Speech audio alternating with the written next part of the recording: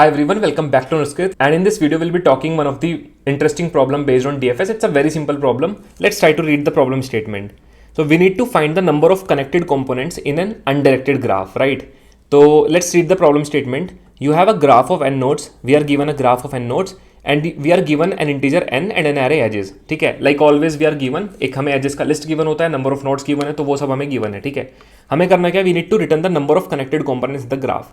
देखो जो last video में हमने डिस्कस किया था, हमने बेसिकली पूरे डिस्कनेक्टेड ग्राफ पे इटरेट करना सीखा था कि अगर मुझे डिस्कनेक्टेड ग्राफ को पूरा पूरा प्रिंट कराना हो तो हम कैसे करेंगे. ठीक है, इस क्वेश्चन के अंदर हमें क्या करना है, हमें बेसिकली नंबर ऑफ कंपोनेंट्स को रिटर्न करना है कि जितने भी हमारे पास number of different components available है ग्राफ के अंदर वो हमें रिटर्न करने हैं. तो as you can see that in this graph we have two different components, तो हमें टू रिटर्न करना है. And in the next graph there is only one component which is all like connected, तो इसलिए हमें वन रिटर्न करना है.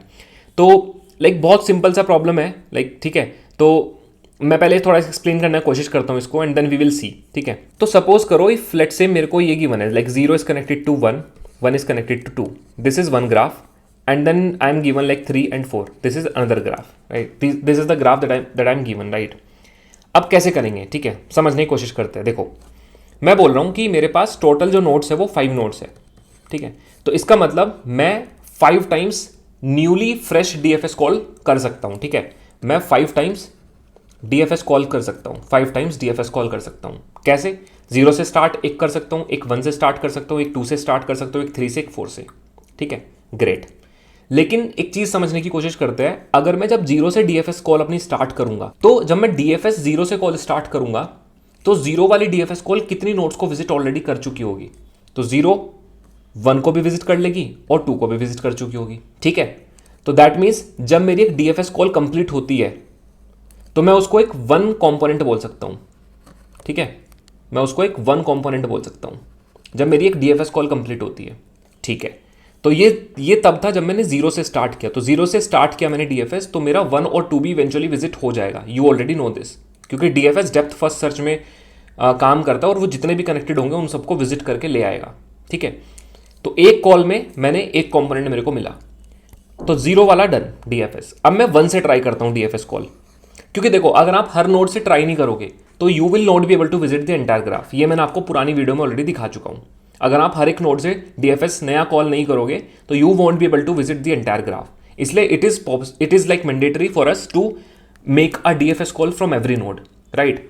तो अब मैं 1 से भी ट्राई करूंगा.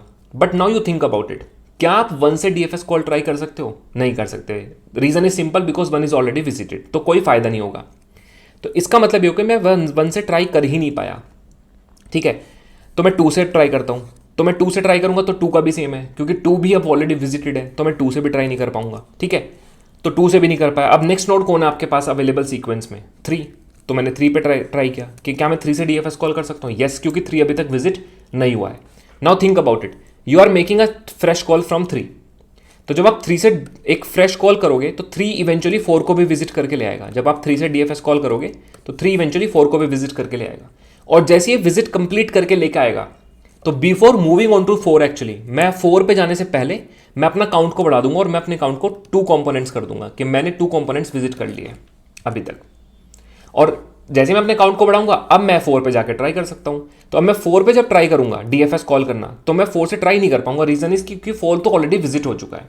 ठीक है, तो इसका मतलब ये हुआ कि आप अपने काउंट को तभी बढ़ाओ जब आपकी एक नई फ्रेश कॉल DFS स्टार्ट हो रही हो या खत्म हो चुकी हो. ठीक है, let's try to write the code for that. ठीक है, मैं उसके साथ एक्सप्लेन करूंगा. तो मैं जावा में कोड लिखूंगा यहाँ पे. ठीक है, और एक काम करूंगा ना, कुछ चीज़ें मैं ऑलरेडी कॉपी कर लूंगा. ठीक है, फालतू में लेंथ बढ़ाने से कोई फायदा नहीं है.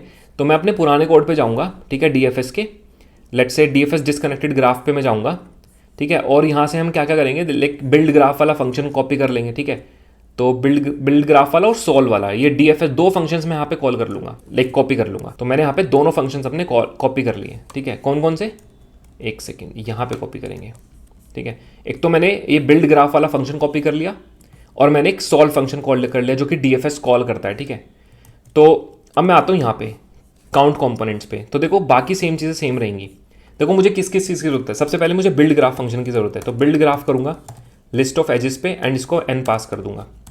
ये मेरे को क्या ला के देगा? लिस्ट ऑफ इंटीजर ला के देगा मेरे को ये. ठीक है, और इसको मैं बोलूँगा graph is equal to this. And मुझे एक की बूलियन की ज़रूरत होगी, तो बूलियन एरे बना लूँगा एक, visited is equals to new Boolean, you already know about this, how does it work, तो मैंने एक विजिटेड एरे बना लिया। तो we have this graph, we have this visited array, and now मैं काउंट रखूँगा, काउंट इज इक्वल्स टू 0। अब मैं क्या करूँगा, लूप चलाऊँगा कि मैं हर एक सोर्स नोड से ट्राई करूँगा, SRC is less than n and SRC plus plus, हर एक सोर्स नोड से ट्राई करूँगा, और अगर वो सोर्स नोड विजिटेड नहीं है तभी मैं DFS कॉल कर सकता हूँ। और अगर मैं DFS सपोज करो, अब अगर ये विजिटेड नहीं है, इसका मतलब एक नई DFS कॉल स्टार्ट हो रही है, मतलब आप एक नया कंपोनेंट स्टार्ट कर रहे हो विजिट करना, तो आप यहाँ पे सॉल्व फंक्शन कॉल कर दो इस सोर्स पे, पासिंग ऑल द वैल्यूज, ठीक है। अब हमें DFS आंसर की भी जरूरत नहीं होगी, because we are not really maintaining this DFS answer, हमें सिर्फ नंबर ऑफ नोड्स को कैलकुलेट करना है, ठीक है, ग्रेट। तो यहाँ पे इसके बाद हम ग्राफ को पास कर सकते हैं, तो let's pass the graph and then let's pass the visited array, ठीक है। और जैसे ही फंक्शन कॉल कंप्लीट होगी मैं अपने काउंट को प्लस इक्वल टू 1 कर दूंगा, ठीक है। तो हमने क्या किया, basically every time we are starting a new component, every time we are starting a new component, ठीक है, we will increment our count as well, and at the last after this for loop I can actually return this particular count. देखो बाकी सारी चीज़ें same है, मैंने कोई भी चेंज नहीं किया, बस मैंने यहाँ पे थोड़ा सा लॉजिक ऐड किया है।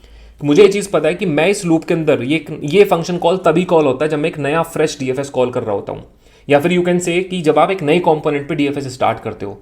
तो जब आप नए कंपोनेंट पे DFS स्टार्ट करो तो आप तभी मतलब काउंट भी इंक्रीमेंट करोगे, because you are trying to iterate a new component, right, and then you can actually return count. Now let's try to run this code.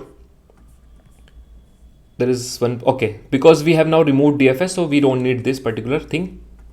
It's a copy blender, इसलिए copy नहीं करनी चाहिए चीज़ें, ठीक है। तो एक्सेप्टेड हो गया, और let's try to submit it and eventually it will be submitted as well, ठीक है।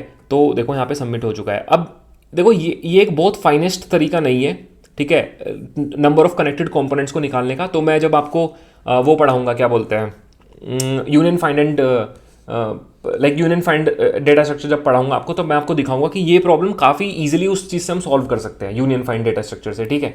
तो अभी उसका टाइम नहीं है, तो we will eventually do it as well, क्योंकि वो भी ग्राफ के अंदर ही आता है, ठीक है। But as of now using DFS हम इसको इस तरीके से फुलफिल कर सकते हैं। Time and space complexity will exactly be same, that is big of v+e। Reason is simple that because you are making this particular graph, so this graph will be taking space of v+e and time complexity of v+e, और ये DFS भी आपका exactly v+e का ही time लेगा, ठीक है। So that's it from my side for this video. I hope you have learned something good. I'll see you in the next video. Till then, bye bye.